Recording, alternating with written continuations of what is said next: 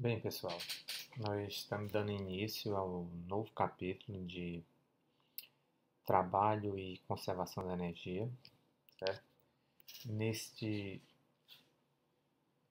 capítulo, a gente espera que ao final, o, quando o estudante atingir os objetivos de aprendizagem, ele seja capaz de entender o significado de trabalho e saber calcular o trabalho de uma força, seja ela constante ou variável. Ele seja capaz de definir, entender a definição de energia cinética e energia potencial, entendeu? Compreender a relação entre trabalho e energia de uma partícula, entender o teorema do trabalho-energia e fazer uso desse trabalho-energia, ou seja, entender suas aplicações, né? Distinguir forças conservativas de forças não conservativas. E, por fim, entender o diagrama de energia sobre o movimento de um corpo quando a energia passa de uma energia potencial para uma cinética e vice-versa. Certo? Então, para início, a primeira coisa que a gente tem que entender, compreender bem, é o trabalho realizado por uma força. Então, quando uma força constante F atua sobre uma partícula enquanto ela sofre um deslocamento retilíneo D, o trabalho realizado por essa força é definido como o produto escalar entre o vetor F e o vetor D de deslocamento. A unidade de trabalho no sistema SI é o Joule, que é o Newton por metro, né? E o trabalho é uma grandeza escalar. Ele possui um sinal algébrico, ele pode ser positivo ou negativo. Ele não possui nem direção, não possui direção no espaço, porque é um escalar. Então, quando você tem uma força aplicada sobre uma partícula e ela se desloca uma distância d, a definição de trabalho vem através do produto escalar, que a gente já estudou, né? F escalar d, né? Onde isso aqui é o módulo de S, o módulo de F e o módulo de D, vezes o cosseno de φ, que é o deslocamento. Aqui S entrou como sendo o espaço percorrido, né? A distância que você percorreu. O tanto que você aplicou essa força e quanto é que essa partícula percorreu sobre a ação dessa força. O significado geométrico, quando você coloca o trabalho igual a um produto escalar, é quando você abre a sua força em duas componentes, você percebe que tem uma força perpendicular e uma força paralela. Então, a própria definição do trabalho, que é módulo de F, módulo de D, vezes o cosseno do ângulo, pode ser entendido como você calculando o trabalho apenas na componente que está na direção do seu deslocamento, que seria a parte paralela. Certo? Então, essa interpretação geométrica já está implicitamente embutida na definição do produto escalar. Então, quando um corpo se move ao longo de um deslocamento D, enquanto uma força constante F atua sobre ele na mesma direção e sentido, né? Você tem uma força aplicando, a partícula está se deslocando, uma distância D, o trabalho realizado pela força sobre o corpo é W é igual a FD. Aqui no caso da força e deslocamento seria unidimensional, né? Então vai dar módulo de F, módulo de D, o cosseno do ângulo entre eles é zero, que são paralelos, o cosseno de zero é 1, você acaba encontrando essa relação que é a mais conhecida. Então aqui mais uma vez aquela ideia geométrica, né? Que quando um carro se move ao longo do deslocamento D, enquanto uma força F atua sobre ele formando um φ em relação ao seu deslocamento, né, a parte perpendicular não realiza nenhum trabalho sobre o carro, né, enquanto que a parte paralela ao deslocamento, você está aqui o deslocamento, aqui a força paralela, somente ela, né, todo o trabalho é realizado pela parte F paralela D, que é F cosseno φ D, que dá FD cosseno φ, ou seja, no produto escalar, você já tem embutido essa ideia de que apenas uma componente da força realiza trabalho. Como o trabalho é um escalar, ele pode ser positivo, né? No caso aqui pela própria definição, a força escalar D, a definição é módulo de F, módulo de D. Então quem vai definir se o trabalho é positivo ou negativo vai ser o ângulo φ entre o vetor F e o vetor deslocamento. No caso aqui, F forma um ângulo φ, como está aqui esse φ é menor do que π sobre 2, está no primeiro quadrante, o cosseno de φ é positivo. Então, esse trabalho é positivo, ou seja, quando a força tem componente na mesma direção do deslocamento. A força possui uma componente na mesma direção e no mesmo sentido do deslocamento. O trabalho realizado sobre o objeto é positivo. É importante entender essa distinção entre trabalho positivo e negativo, porque isso vão ter consequências mais na frente, certo? Agora, o caso de trabalho negativo, né?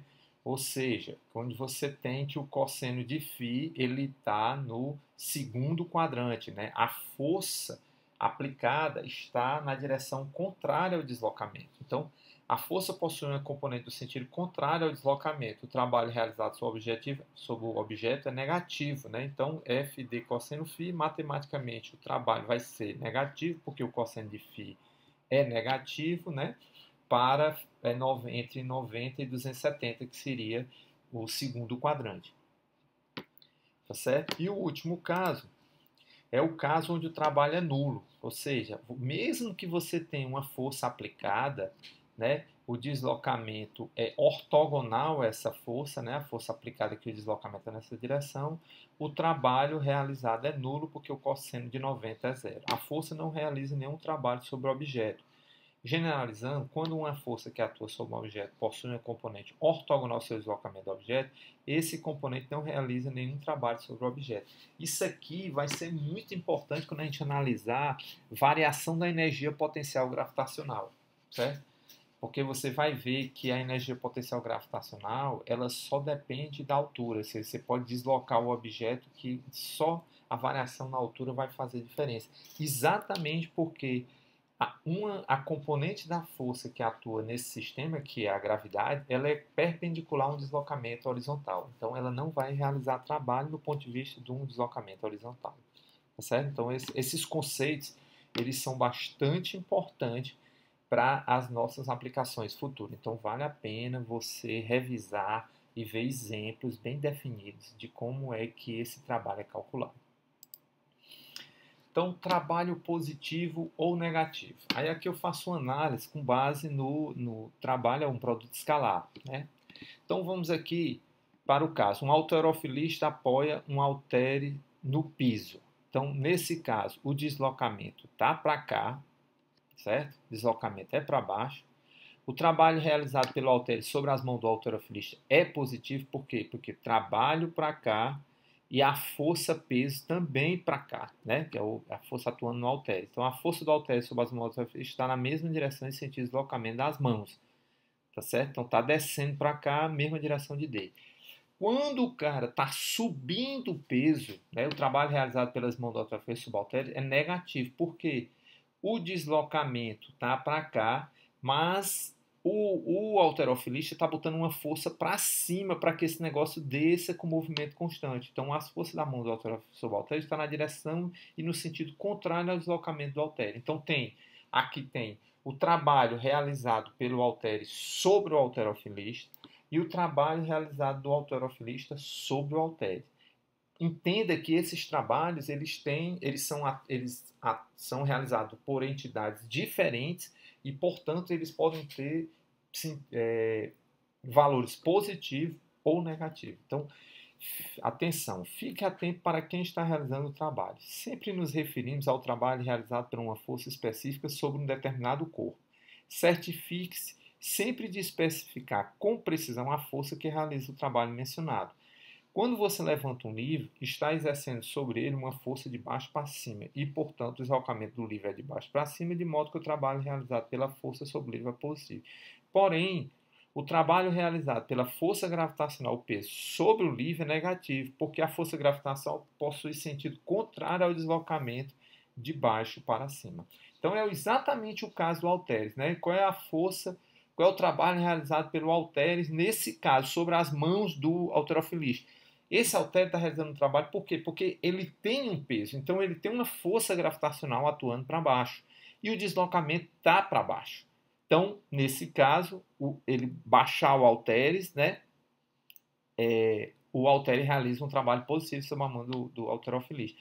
No outro caso, a mão do halterofilista, por exemplo, se ele está levantando, ou se ele está baixando, a força que ele faz é para cima e o deslocamento é para baixo. Então, esse trabalho seria negativo. Então, perceba, um trabalho é feito pela entidade, aqui é feito por outra. Né? Aqui é o halteres sobre a mão do cara e aqui é a mão do cara sobre o halteres. Certo?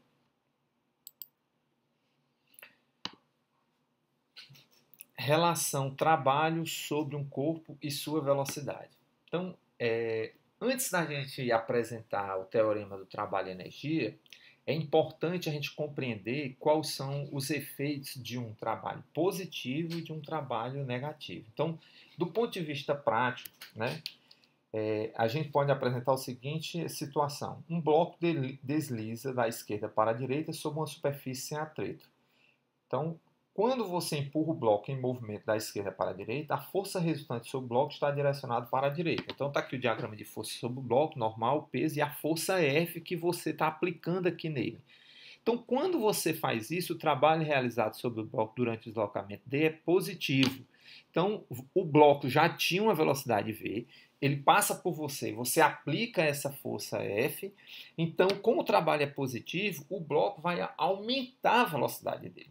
Então, veja a importância do trabalho positivo ou negativo. Se for positivo, aqui é no sentido de que você vai crescer a velocidade do bloco.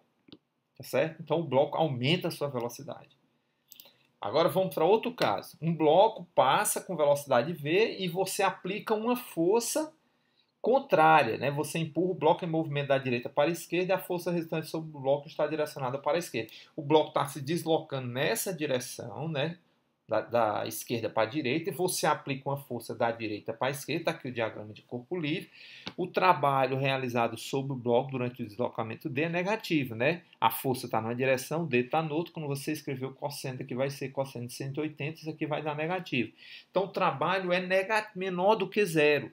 Consequência física disso, você vai reduzir a velocidade do sistema. Né? Então, o trabalho negativo feito sobre o sistema, você tira energia do sistema. Trabalho positivo feito sobre o sistema, você adiciona energia no sistema. E, por último, é o caso onde você realiza um trabalho nulo, trabalho total nulo. Ou seja, o bloco está passando com a velocidade V e você empurra ele numa direção ortogonal ao deslocamento. Aqui eu tenho o normal, o peso e a força que você aplica. Essa não vai alterar em nada a velocidade do bloco. Aqui todas essas condições, vocês estão vendo que não tem força de atrito atuando no sistema. Então isso não vai alterar em nada. Então o trabalho total realizado sobre o bloco durante o deslocamento D é nulo. O trabalho total é zero, a velocidade do bloco não varia. Nesse caso aqui, o cosseno de φ é 90, né? O cosseno de φ é zero, φ é 90, né? D e F estão ortogonais, tá certo? Então, até aqui a gente apresentou a ideia do trabalho, a ideia se o trabalho é positivo, negativo ou nulo, e as consequências de um trabalho positivo atuando no sistema, de um trabalho negativo atuando no sistema, ou um trabalho nulo atuando no sistema. Então, eu vou ficando por aqui e aí na próxima aula a gente inicia com a parte de energia cinética.